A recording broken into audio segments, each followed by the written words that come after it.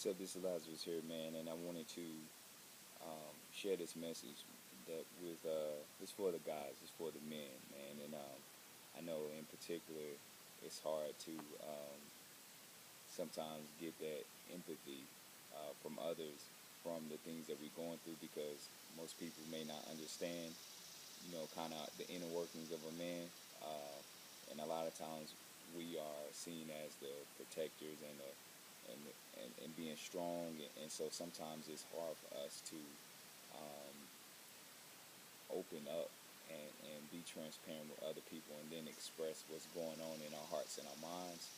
And currently going through a season of just really difficult things, and I felt like I was just kind of keeping to myself a little bit, not a little bit, a lot.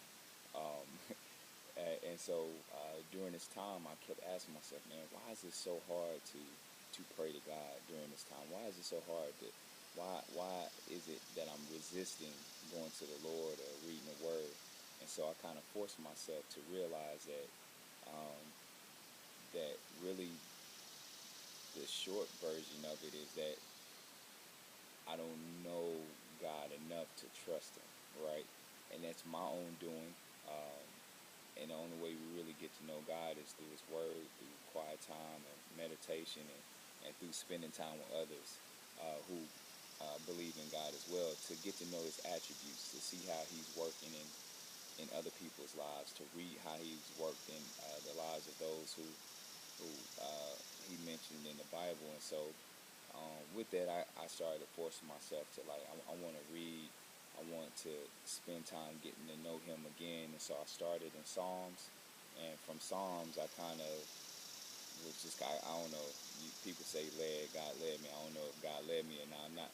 But I definitely opened up to the story of David, who, when I first really started reading the Bible, like, that was my dude. David was my dude. So I was just inspired, and I just want to share this with my men. And most of us know and have been in this place or are in this place. And I want y'all to be encouraged through this message, through how David responded in his situation. So I'll be reading from 1 Samuel chapter 22, verses 1 through 5. And he said, David left Gath and escaped to the cave of Adullam. When his brothers and his father's household heard about it, they went down to meet him there. All those who were in distress, debt, or disconnected gathered around him, and he became their leader. About 400 men were with him. From there, David went to Mizpah in Moab and said to the king of Moab, "Would you let my father and my mother come and stay with you until I learn what God will do for me?" So he left them with the king of Moab, and they stayed with him as long as David was in the stronghold, right? But the prophet Gad said to David, "Do not stay in the stronghold. Go into the land of Judah." So David left and went to the forest of Hira. And man, I was so encouraged by this. This spoke to me in so many different ways, um, and it's really the process that we go through for most of us as men, where when things are really really tough, man, we go escape to our cave. It's not ironic that we have our man cave, because it's a place where sometimes we got to be alone to really sort through our feelings and emotions. It's a place where we can hide. It's a place where sometimes we feel comfortable, and at times too comfortable, right? And I love that God sent a prophet to tell David that don't stay in the stronghold, right?